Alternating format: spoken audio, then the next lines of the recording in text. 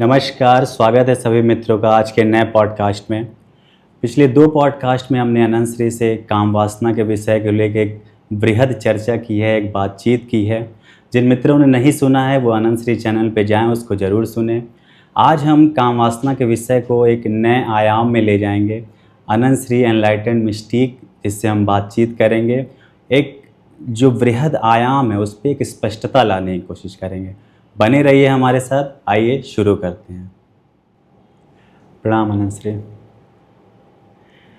अनंत श्री, पिछले 2 पॉडकास्ट में आपने एक जो स्पष्टता लाई है काम वासना जैसे विषय पे, बहुत ज़रूरी थी और मित्रों ने उसको बहुत प्रेम भी दिया है। आज अनंत श्री हम एक स्पिरिचुअल एंगल को लेके आएंगे जो बहुत ज़्यादा कन्फ्यूज़न पैदा करता है लोगों में और बहुत ज़्यादा उलझा देता है लोगों को। अतीत में कई गुरुओं ने सेक्स और स्पिरिचुअलिज़म को लेके बहुत ज़्यादा बातें की हैं। आप कैसे सेक्स और स्पिरिचुअलिज़म को देखते हैं, या इन दोनों में क्या रिलेशन आप देखते हैं? मेरे देखने का देखिए जो तरीका है वो हमेशा जीवन से जुड़ा हुआ तरीका है। जीवन की हर घटना, जीवन की हर अभिव्यक्ति व्यक्ति के आध्यात्मिक जगत में प्रवेश करने का रास्ता हो सकती है। उसके अपने आत्म को एक्सप्लोर करने का, अपने आत्म को जानने का, स्वयं तक पहुंचने का, बोध को उपलब्ध होने का, शांति, प्रसन्नता, प्रेम, समस्वरता की अखंडित अवस्थाओं तक जाने का मार्ग हर चीज़ हो सकती है। तो काम वासना भी हो सकती है।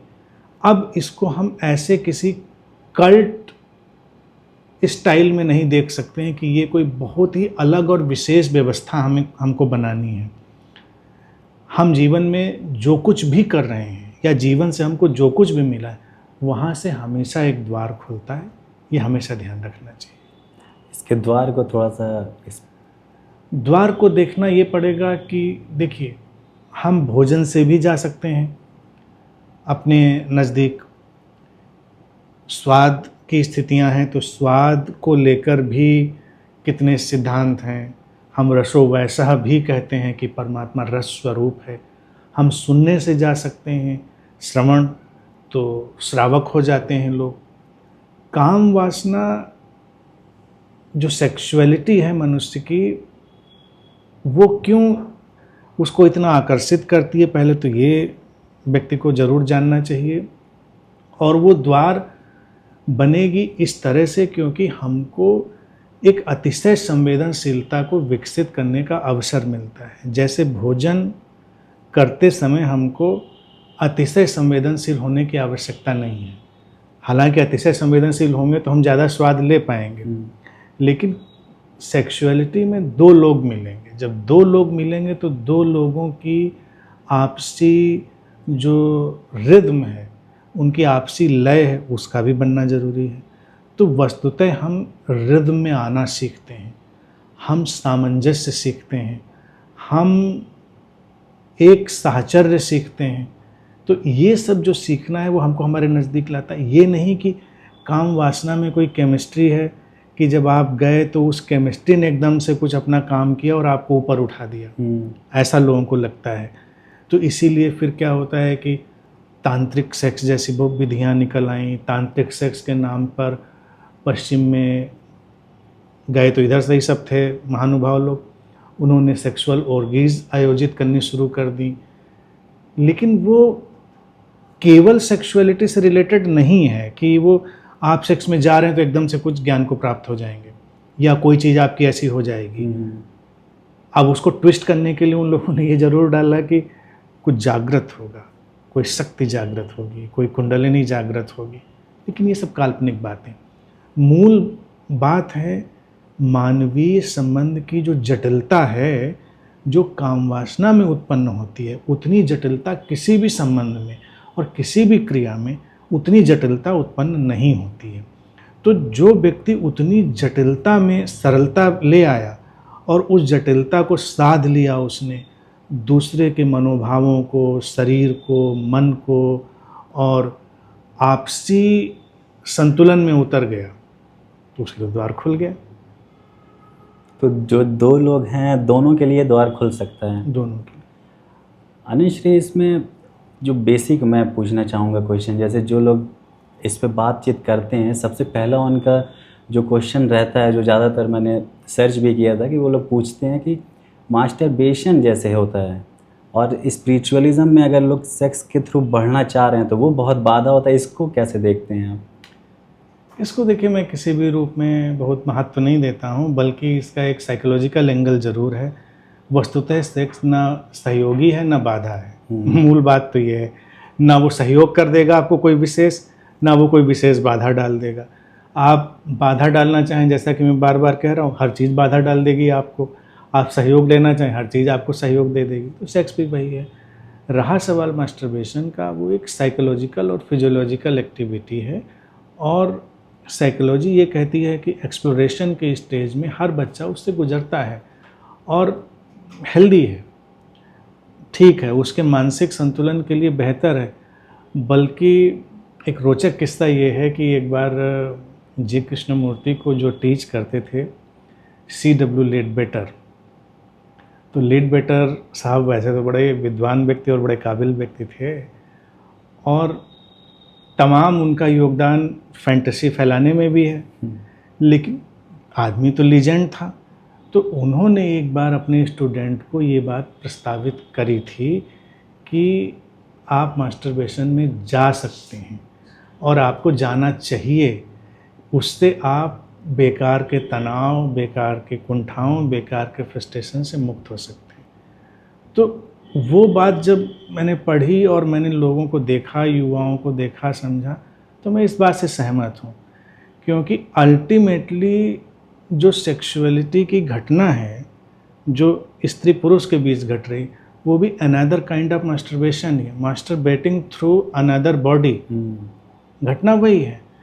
तो अगर व्यक्ति अपने आप ही अपने को कोई सुख देना की कोशिश करता है तो अच्छा है, और मैं तो कहता हूँ कि इन बातों का बढ़ावा मिलना चाहिए, जिससे लोगों के जो दमन है वो रिलीज हो जाएंगे और कुंठाएं समाप्त हो जाएंगी। बहुत सारी जो यौन हिंसा है वो भी रुक जाएगी, उसकी कोई ज़रूरत नहीं रह जाएगी। तो इट्स नॉर्मल, हेल्पफुल ज़्यादा हो सकता है बजाय कि बाधा बनने के। अनुश्री, आपने तो एकदम नया वही रख दिया कि इसको बढ़ावा मिलना चाहिए था, मिलना चाहिए। लेकिन कई गुरु हैं, अतीत में भी थे और आज भी कई गुरु हैं जो बोलते हैं कि मास्टरबेशन एक नेगेटिव इम्पैक्ट लाता है स्पिरिचुअल ग्रोथ पे, सीमेन रिटेंशन पे जोर देते हैं, उससे कुंडलिनी अवेकनिंग में हेल्प मिलता है, हमारी ऊर्जा जो होती है वो ऊर्ध्वगमन करती है, ऐसा बोलते हैं। बायोलॉजिकली सीमेन के ऊर्ध्वगमन करने का कोई भी पाथ है नहीं, वो कोई ऊर्ध्वगमन कर ही नहीं सकता। वो ना कोई ऐसा वहाँ पैसेज बना है कि ऊर्ध्वगमन कर रहा है, तो ऊर्ध्वगमन करेगा तो कानूस निकलने लगेगा क्या? मतलब क्या होगा ऊर्ध्वगमन होके? नेचर ने कोई ऐसा पैसेज नहीं दिया है, वो बाहर फेंके जाने के लिए ही निर्मित हो रहा है। और दो प्रक्रिया होती, क्यों नहीं बायोलॉजी लोग जानते हैं, मतलब बायोलॉजी जान के बात करनी चाहिए ना। या तो जब प्रोडक्शन होगा तो शरीर उसको बाहर फेंक देगा, और शरीर कई बार बाहर नहीं फेंकेगा तो वो एग्जॉस्ट हो जाएगा बॉडी में, लेकिन एक्सेस अमाउंट होगी तो वो बाहर जाएगी। रात में जो किशोर अवस्था में बच्चे होंगे तो उनको स्वप्न आएंगे या ऐसा होगा तो वो उनका हो जाएगा बाहर, शरीर फेंक देगा, शरीर उसको रखेगा ही नहीं। अब चूंकि इतना उसे बोल दिया गया है तो सब अपराध बोध में चले जाते हैं, गिल्ट में भी लोग, गिल्ट में, बिल्कुल गिल्ट में भरे हुए बैठे हैं। क्योंकि अब कैसे रोकोगे प्राकृतिक प्रक्रिया को, कैसे रोकोगे? और जितना वो प्राकृतिक प्रक्रिया होगी आप रोकोगे, आपका शरीर उसको स्वप्न में फेंक देगा, स्वप्न का नींद में फेंक देगा बाहर, तो गिल्ट पकड़ेगा। तो बहुत सारे महात्मा लोग उस गिल्ट में जाते रहे। अब इसमें सबसे बड़ा जो गिल्ट आया कहाँ से, वो देख लेना चाहिए। साइकोलॉजिकल पहलू में समझता हूँ, आध्यात्मिक पहलू वहीं से खुलता है। अध्यात्म प्रारंभ से ही दुखवादी हो गया है। वो सुख की किसी भी स्थिति से लड़ाई लड़ता है। उसको लगता है कि अपने को सताकर, अपने को दुखी बनाकर ही हम किसी अध्यात्म के मार्ग पर जाएंगे, और फिर बात करेगा परम आनंद की, ब्लिस की। अगर अभी सर्वे करा लीजिए तमाम महात्माओं का जो ब्रह्मचर्य साध के बैठे हैं, वो चिड़चिड़े, लड़ाकू या अलग अलग अपनी कुंठाओं में ग्रस्त, वो परम आनंद की स्थिति तो नहीं दिखेगी। किसी में दिख गई संयोग से तो अलग बात है। तो मूल बात है कि काम वासना से व्यक्ति इसीलिए इतना लड़ता रहा है क्योंकि उसने प्रारंभिक सुख का एहसास व्यक्ति को कराया है। शरीर मन का उसको सुख का एहसास हुआ। अब अगर नींद में भी शरीर उसके सेमेन को बाहर फेंकेगा तो भी एक सुख की लकीर के साथ ही फेंकेगा। उसके स्वप्न में ही सही एक सुख की लकीर मध्यम से सही वो खींचेगी। अब वो अपराध बोध में जाएगा, ये गलत हो गया। इसको स्वीकार कर लेना चाहिए कि जीवन सुख में जाना चाहता है। अब हम सुख को तलाश करेंगे, वहाँ पर काम वासना और अध्यात्म का रिश्ता बनेगा। उसे भाग कर नहीं, कैसे जुड़ेगा उसको अभी हम देखते हैं। पहले तो यही कि ये कोई उद्रगमन नहीं होता। कुंडलिनी जागरण एक परिकल्पना है, एक हाइपोथेसिस है, कॉन्सेप्ट है। व्यक्ति के भीतर जागरण होता है। व्यक्ति ऐसा क्यों मान के चलता है, कभी देखो ये कितने डिसेप्शन हमने पैदा किए हैं। कोई और चीज जागृत कर लेंगे, हम नहीं जागेंगे।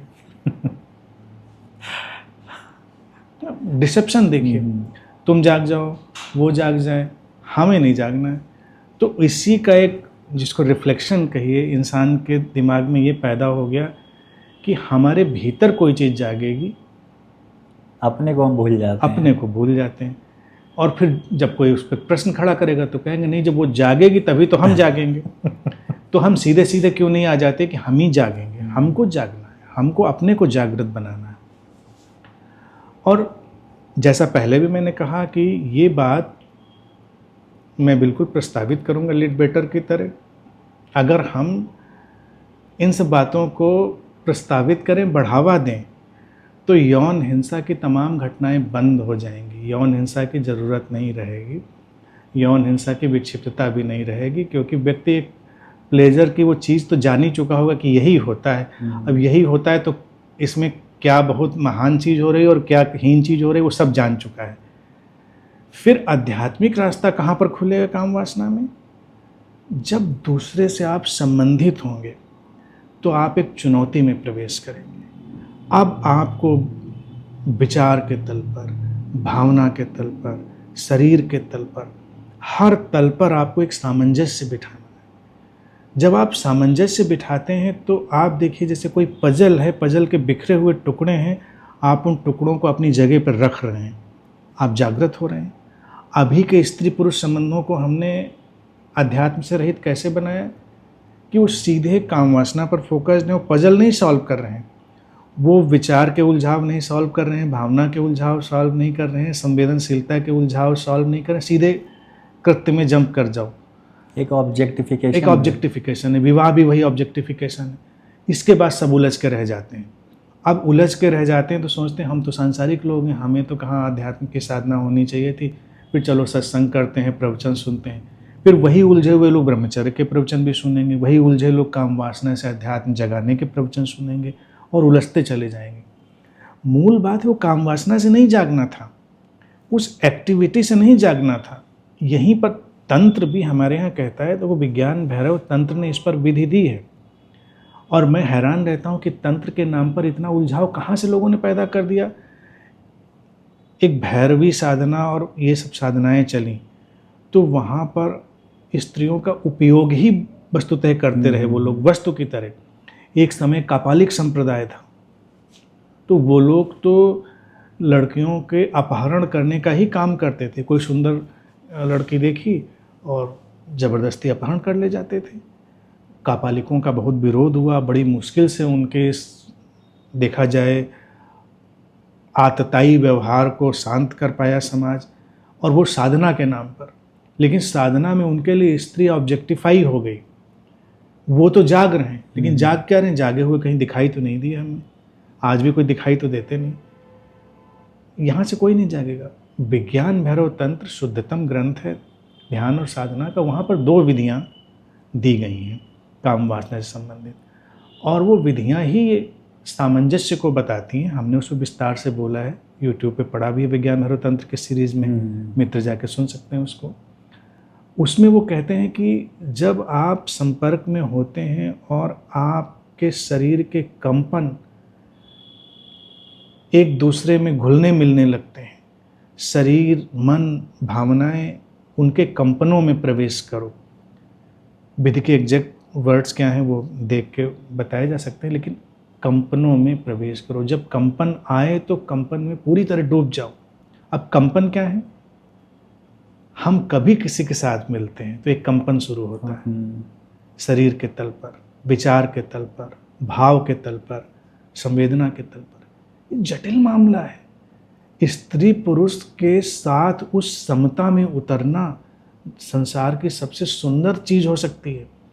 तो जो ऐसे कंपनों में प्रवेश कर गया और उस संतुलन को साध लिया, वो जाग गया और उसका आध्यात्मिक विकास हो गया।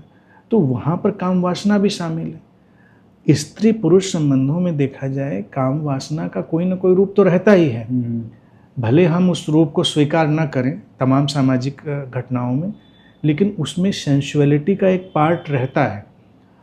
कई जगह हम उस सेंसुअलिटी को सब्लिमेट कर लेते हैं, थोड़ा उच्च दर्जे से व्यवहार कर लेते हैं, लेकिन जब स्त्री पुरुष मिलेंगे तो प्राकृतिक उनका ढांचा ऐसा है कि उनमें सेंसुअलिटी का कोई पार्ट रहेगा। अब उस पार्ट को हम कितनी खूबसूरती से अपने जीवन में लाते हैं, सब कुछ उससे बनता है। नहीं तो काम वासना की विकृति में तो बलात्कार भी हो रहे हैं। अब बलात्कारी व्यक्ति को लोग हमेशा देखते हैं कि वो क्या सेक्स के लिए बलात्कार करने गया था? नहीं, मैं हमेशा बात करता हूँ, आधिपत्य के लिए गया था। वो आधिपत्य करना चाहता है, वो जीतना चाहता है किसी को। सेक्स में भी ये चीज़ है कि व्यक्ति के भीतर अगर वो चेतना का विकास, संवेदनशीलता का नहीं हुआ तो वो जीतने का। पशुओं में देखिए, एक शक्तिशाली पशु लड़ाई लड़के सबको जीत कर इकट्ठा कर लेना चाहता है। उसकी सब जो मादाएं हैं इकट्ठी हो गई, एक नर, जब डिस्कवरी पे सुनो, अब इस नर ने इस झुंड पर अपना कब्जा कर लिया है और बाहर से आए हुए नर को उसने पराजित करके भगा दिया है, जीत लिया है। अब जिनके पास शक्ति थी 10-10 शादियाँ कर लेते थे राजे महाराजे, या आज के समय में भी जो लोग सक्षम हैं, क्यों कर रहा है? क्या वो काम वासना के लिए कर रहा है? नहीं, शक्ति के लिए, आधिपत्य के लिए। अच्छा नंसी, जैसे आप समझा रहे हैं तो ऐसे अगर देखा जाए तो एक दूसरे की आदमी रेस्पेक्ट भी बहुत ज़्यादा करने लगेगा। अगर सामंजस्य होने लगा फिर ऑब्जेक्टिफिकेशन जो होता है वो तो पूरा ख़त्म ही हो जाएगा। खत्म हो गया। इसीलिए तंत्र साधना में, विज्ञान भैरव तंत्र में इसको बहुत पवित्रतम रूप दिया गया कि स्त्री को देवी हमने उसी समय माना, और स्त्री की पूजा भी उन्हीं साधनाओं में शुरू हुई, क्योंकि आपके लिए वो स्त्री हो या पुरुष, दोनों के लिए वो बिल्कुल दिव्य हो जाएंगे, पूज्य हो जाएंगे। कोई आक्रमण नहीं है, हम एक दूसरे की तरंगों में घुल मिल गए हैं। लेकिन ये तो अतिशय प्रेम और अतिशय सम्मान में खड़ा होगा ना। ये ऐसे तो प्रैक्टिकल एक्सपेरिमेंट है कि हम कोई सब्जेक्ट कहीं से लाए और प्रैक्टिकल कर लिया। एक एक्सपेरिमेंट के तौर पे अनंत, ऐसा सुनने में भी आता है कि स्पिरिचुअल सेक्स लोग बना लिए हैं, ट्रांसेंडेंटल सेक्स बना लिए हैं। उसमें ये बोलते हैं कि इजैक्यूलेशन नहीं होना चाहिए, जितना लंबी अवधि हम खींचेंगे उतना ही हम उसमें प्रवेश कर सकते हैं। ऐसा उसको तांत्रिक सेक्स नाम देते हैं, लेकिन उससे कुछ होता जवाता नहीं है। अल्टीमेटली हश्र तो वही होना है। आप लंबा खींचें, धीमा रखें, इससे कोई अंतर नहीं पड़ता। आप अपने सेक्सुअल जॉय को थोड़ा कम ज़्यादा कर सकते हैं, लेकिन उससे कोई स्पिरिचुअलिटी का डोर खुल जाता है ऐसा नहीं है। वो केवल दिमागी फितूर है व्यक्ति का कि इससे कोई फ़र्क पड़ रहा है। और फिर इजैकुलेशन होना ना होना कोई बहुत बड़ी बात नहीं है, मतलब इट मेक्स नो डिफरेंस। और कभी कभी एक बीमारी भी होती है जिसमें रिवर्स इजैकुलेशन हो जाता है व्यक्ति को, जो शरीर से बाहर नहीं होता, उसके भीतर ही वो रिवर्स हो जाता है उसका जो इजैकुलेशन है। तो ऐसे व्यक्ति को गलतफहमी होती है, वो इजैकुलेट हो ही नहीं रहा। एक बहुत बड़े बाबा थे, जगत गुरु हो गए थे, और उनका बड़ा आश्रम, बड़ा नाम और सब था, और उनको ही बीमारी थी। उन्होंने अपने को कृष्ण का अवतार घोषित कर दिया, और बस उनको भी गलतफहमी थी कि देखो सामान्य मनुष्यों में ऐसा होता है, मेरे साथ ऐसा नहीं होता। उनको पता नहीं था कि बीमारी है, बहुत सारे लोगों को होती है। और तमाम महिलाओं का उन्होंने शोषण किया। महिलाएं अपनी स्वेच्छा से उनके पास जाती रहीं और उनको भी यही लगता था चमत्कार है कि बताइए इजैकुलेट नहीं होता व्यक्ति, तो सामान्य तो नहीं है, लेकिन वो बीमारी थी, लेकिन व्यक्ति धूर्त था, शोषक था। तो इसका कोई मायने नहीं, इसका कोई मूल्य नहीं है। इसको हम मूल्य दें ही क्यों? ये हुआ, ये वो हुआ। देखिए, व्यक्ति का भावनाएं पतित हुई, संवेदनाएं पतित हुई, उसके विचार पतित हुए, उनका इजैकुलेशन हुआ, वो ज़्यादा इम्पॉर्टेंट है। एक फिजिकल फ्लूइड का इजैकुलेशन मेक्स नो डिफरेंस। आप किसी के साथ गए, आप इमोशनली इजैकुलेट हो गए, आप मेंटली इजैकुलेट हो गए, आप फिजिकली इजैकुलेशन तो बहुत बाद की बड़ी माइनर से, उसका क्या मतलब होता है। और यूँ देखा जाए, अगर व्यभिचार की बात देखी जाए, इसमें जोड़ दें, तो हर संबंध में लोग इंटरनली, इमोशनली, इंटेलेक्चुअली तो इजैकुलेट करते ही घूम रहे हैं। तो वो पतन क्यों? उसको साधिए, उसको एक सम्यक संतुलन में लाइए, तब आपका विकास होगा।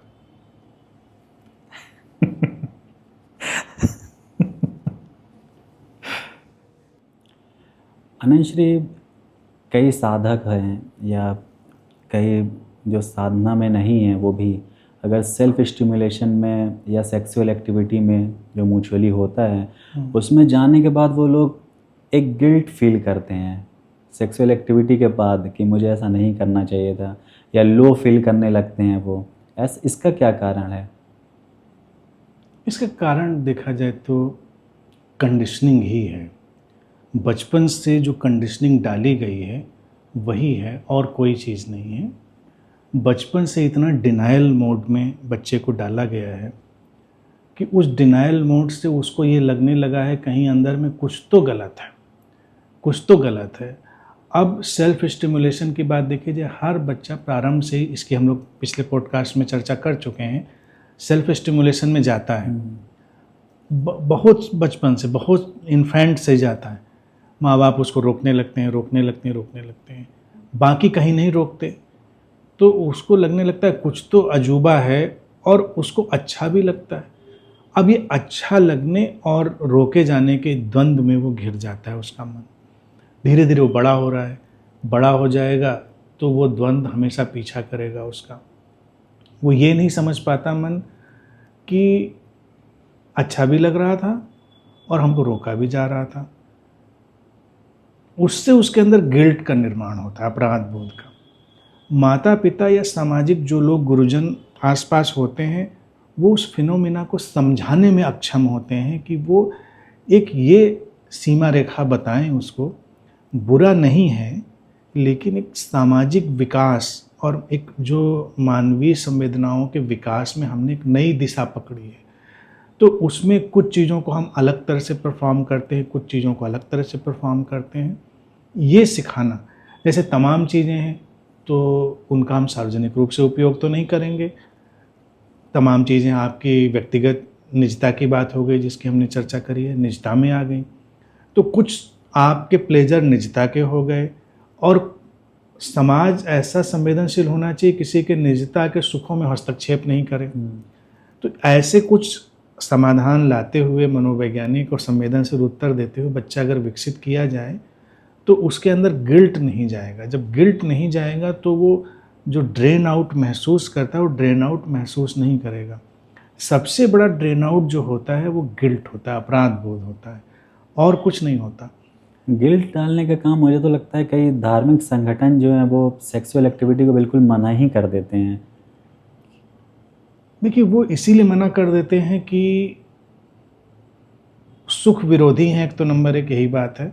कितनी भी सुख की बात करें, जो प्रकृति प्रदत्त सुख है उसको ही आप जब मना करेंगे तो वो मना हो जाएगा। दूसरी बात है, इसमें जो आधिपत्य का एक थ्रेड पड़ा हुआ है, वो आप सेक्सुअल एक्टिविटी में जाकर या उसको रोक कर, दोनों में आधिपत्य की भावना आप पैदा कर सकते हैं। तो व्यक्ति को थोड़ा विजयी का एहसास होता है। जो संस्थाएं भी जब रोकती हैं तो वो अनुयायियों को ज़्यादा पकड़ती हैं, बल्कि वो संस्थाएं ज़्यादा सफल हो सकती हैं। अब जैसे मान लीजिए कुछ पारस्परिक दो स्त्री पुरुष हैं, उसमें दो स्थितियां, एक व्यक्ति आक्रामक होकर जा रहा है किसी के पास काम वासना मांगने, तो एक ये आधिपत्य की भावना जताने की कोशिश उसकी हो गई, और एक व्यक्ति इनकार करता है कि नहीं, तो वो निगेटिवली आधिपत्य दिखाने की कोशिश कर रहा है कि हम तुम्हारे किसी भी ऐसे उसमें सहयोग नहीं करते। तो आधिपत्य दोनों तरफ से है। तो जब ये डिनायल मोड होता है तो डिनायल मोड का सेक्सुअलिटी से कम आधिपत्य पैदा करने की भावना से रिश्ता ज़्यादा होता है। तो संस्थाएं या गुरु लोग जब मना करते हैं तो अपरोक्ष रूप से वो पकड़ लेते हैं, अपने शिष्यों को पकड़ लेते हैं, क्योंकि कुछ ऐसी चीज़ जो निसर्ग उनके भीतर से धक्का मार रही थी उन्होंने रोक दिया। व्यक्ति को विजयी होने का एहसास हुआ, उन्हें कुछ तो हमने विजय का काम किया। और फिर क्या होता है, इसमें एक और मनोवैज्ञानिक भावना पड़ी थी। आम व्यक्ति जो थका हारा, कमज़ोर, टूटा हुआ, वो जीवन में किसी भी चीज़ पर तो विजय पा नहीं पाता है, लेकिन काम वासना एक ऐसी निरीह सी चीज़ है जिस पर वो विजय पा सकता है। हालांकि लोग विजय नहीं पा पाते लेकिन पा लेते हैं। देखो, भूख प्यास पर विजय पाना मुश्किल है, वो तो आपको कुछ ही समय में विचलित कर देगी जब आपको शरीर को भोजन देना ही है। काम वासना के बारे में मैंने हमेशा ये बात कही, पिछले हम लोग सेशन में भी बात कही थी कि भूख प्यास जैसा नहीं, जैसे लोग तुलना करते हैं, आप मरेंगे नहीं उससे, भूख प्यास से तो मर जाएंगे, काम वासना से आप मरेंगे नहीं। तो आप उसको रोक सकते हैं। रोकने में आपको कम से कम एक एहसास हुआ कि हमने कुछ तो जीत लिया, और जीता ऐसा सच आपने कुछ भी नहीं। कोई भावना ऐसी थी जिसको आपने रोक लिया। अब अगर इस व्यक्ति को क्रोध पर विजय पा लो तो बड़ा मुश्किल है। क्रोध तो आता है, झंझोड़ के चला जाता है, तो वो तो बाद में पता चलता है तो मैं क्रोध आ गया। अपनी अशांति पर विजय पा लो, अपने उदासी पर विजय पा लो, तमाम ऐसी चीज़ें जिन पर विजय पा लो तो वो मुश्किल है। लेकिन काम वासना इन सारी भावनाओं में, दूसरे लोग कहेंगे, पुराने शास्त्र भी कहते हैं सशक्त है, मैं कहता हूँ सबसे निरीह है। सशक्त व सक्त नहीं, सबसे निरीह है। आप थोड़ा सा मनोबल बढ़ाइए, थोड़ी सी अपनी वैचारिक शक्ति बढ़ाइए, उसको आप दमित कर सकते हैं। तो सारी भावनाओं में काम वासना सबसे निरीह भावना है जिसको आप दबा सकते हैं। इसी को कई लोग ब्रह्मचर्य भी बोल देते हैं। हाँ, तो आपने दबाया तो कुछ तो लगा कि हमने कुछ तो काम कर लिया जीवन में, कोई अच्छा काम नहीं किया था लेकिन काम वासना को हमने दबा लिया, ब्रह्मचारी हो गए। ब्रह्मचारी होके क्या हो गया, ये तो कभी एनालाइज नहीं किया आपने कि आपको सचमुच में क्या मिला, लेकिन एक विजय का एहसास मिला। और जीवन में हर इंसान विजेता होना चाहता है, तो ये विजेता होने के एहसास में काम वासना बड़ा रोल प्ले करती है, वो एक गुत्थी है। अच्छा नंसी, सेक्सुअल एक्टिविटी जो है, काम वासना, सेक्स, ये एक नए जीवन को जन्म देती है, तो क्या इसका रिश्ता मृत्यु के तरफ से भी जोड़ता है? तंत्र में जब चर्चा होती है तो इस फिलॉसफी पर बात होती है, जो कि सुंदर और समझने योग्य फिलॉसफी है, क्योंकि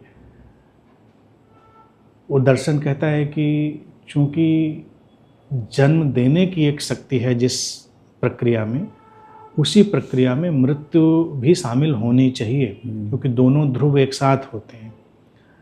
तो इसीलिए काम वासना में जो अचानक एक वैली आती है, घाटी आती है, खालीपन आता है, तंत्र उसको इसी दृष्टि से सामने रखता है कि अभी कंडीशनिंग से बात हट रही है। कंडीशनिंग इस चीज़ को और ख़राब कर देती, विकृत कर देती है, लेकिन तंत्र दर्शन कहेगा कि वो एक वैली एक्सपीरियंस है, घाटी अनुभव है, जब आप मृत्यु में प्रवेश करते हैं। अब काम वासना आपको दो दर्शन देगी, या तो सृजन के, जन्म का, या मृत्यु का।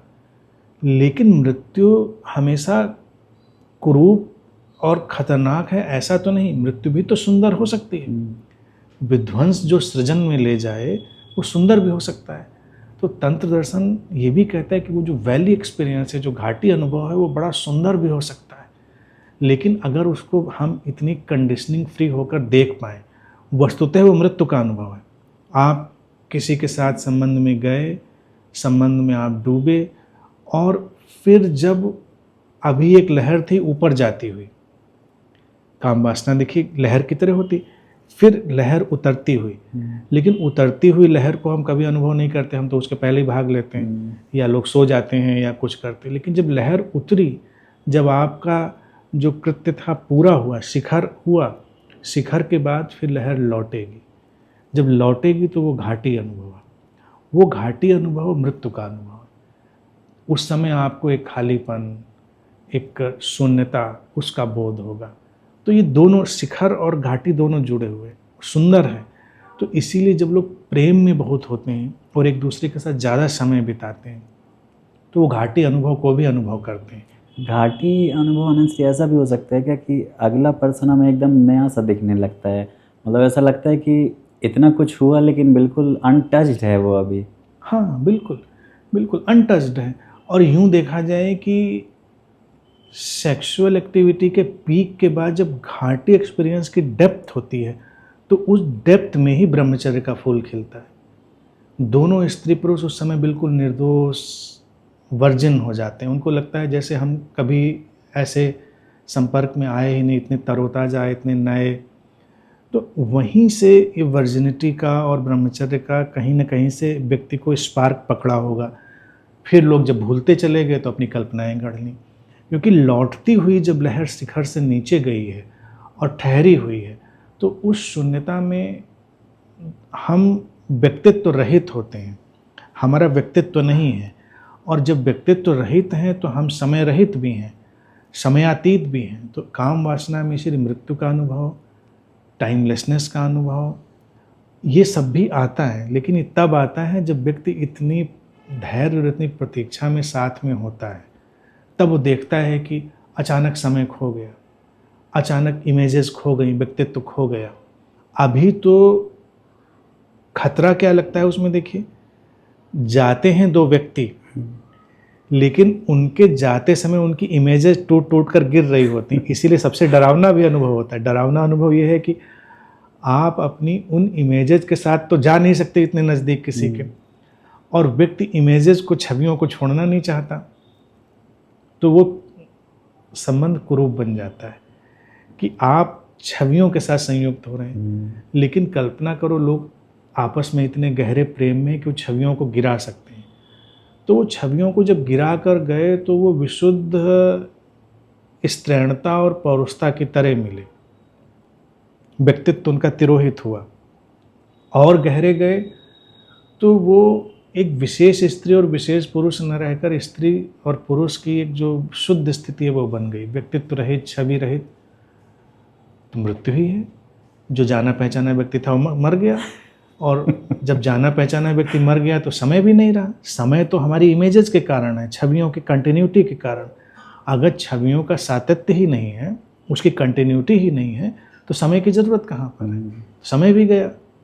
तो वो अनुभव जो है ना, वो सबसे सशक्त अनुभव होता है। मुझे लगता है इसी को लोग, इसी का स्यूडो वर्जन अगर देखा जाए, लोग तांत्रिक सेक्स बना लिए हैं, जैसा आपने समझाया आखिरी में। हाँ बिल्कुल, तिल का ताड़ होता है। इसीलिए मैं उसको ये नहीं कहता गलत कह रहे हैं लोग, वो तिल का ताड़ है। बात तो अच्छी ही थी, लेकिन वो एकदम से सेक्सुअलिटी से जुड़ी है ऐसा नहीं है। आप किसी स्त्री, किसी पुरुष के साथ होकर बिना काम वासना में जाए, बिना किसी को स्पर्श किए भी वैली एक्सपीरियंस में जा सकते हैं। आप स्त्री पुरुष को हटा भी दीजिए, आप किसी भी संबंध में अगर इतनी छवि रहित स्थिति में चले गए तो वैली एक्सपीरियंस में आप चलेंगे। वो तांत्रिक वैली, वो घाटी अनुभव पैदा हो जाएगा। गुरु शिष्य के बीच में हो सकता है, माँ बेटे के बीच में हो सकता है, किसी के बीच में हो सकता है। वो उसमें सेक्सुअलिटी का कोई रोल ही नहीं है। और जब वो तांत्रिक सेक्स जिसको लोग कहते हैं वो अनुभव होता भी है, तो वो उस समय बेसिकली सेक्सुअलिटी को ट्रांसेंड कर चुके होते हैं। उनको उससे कोई लेना देना नहीं रह गया होता है। That is another kind of expression. वो हो सकता है, नहीं हो सकता है। तो कभी कभी क्या होता है, लोगों को लगता है कि ये कैरी करना एक बर्डन है बेकार का। वो नेचुरल हिप्नोसिस भी है। और अगर हम मान लीजिए किसी के साथ बैठकर अचानक कितने रिद्म में आ गए, इमोशनल, मेंटल, इंटेलेक्चुअल, सारी रिद्म जो हो गई, तो इतने ब्लिस को जनरेट कर चुकी होती है कि फिर उसमें सेक्सुअल एक्टिविटी एक डिस्टर्बेंस लगता है। उसमें लगता है ये एक डिस्टर्बेंस हो रहा है। और जो लोग घबराए और जिन्होंने उसकी निंदा करी, मुझे लगता है वहाँ पर भी यही तिल था, क्योंकि वहाँ पर वो डिस्टर्बिंग लगा। अब वो डिस्टर्बिंग लगा इसलिए नहीं कि वो गलत था, डिस्टर्बिंग लगा इसलिए क्योंकि ज़रूरत नहीं थी, और आप खाम खा उसमें जा रहे हैं, तो बिना उसके भी आप जा सकते थे उस वैली एक्सपीरियंस में। तो वही लोगों ने घबराए, और घबरा कर उन लोगों ने ही कह दिया कि नहीं गलत है और रुकना चाहिए उस चीज़ में। वो बात नहीं, दो लोगों की कंपेटिबिलिटी अलग हो सकती है। वो बहुत गहरे प्रेम में हुए, सेक्सुअल एक्टिविटी को भी वेलकम किया उन्होंने, उसको भी आने दिया, ठीक है। लेकिन जो वैली एक्सपीरियंस में गए हैं तो वो साथ में बैठे हैं, साथ में लेटे हैं, साथ में कुछ भी कर रहे हैं, लेकिन अब कुछ एक्टिविटी नहीं है, कुछ भी एक्टिविटी ख़त्म हो चुकी। एक प्रेजेंस है, एक वेटफुलनेस है, टाइमलेसनेस है, इमेजलेसनेस है, just throbbing of life force, pure life force.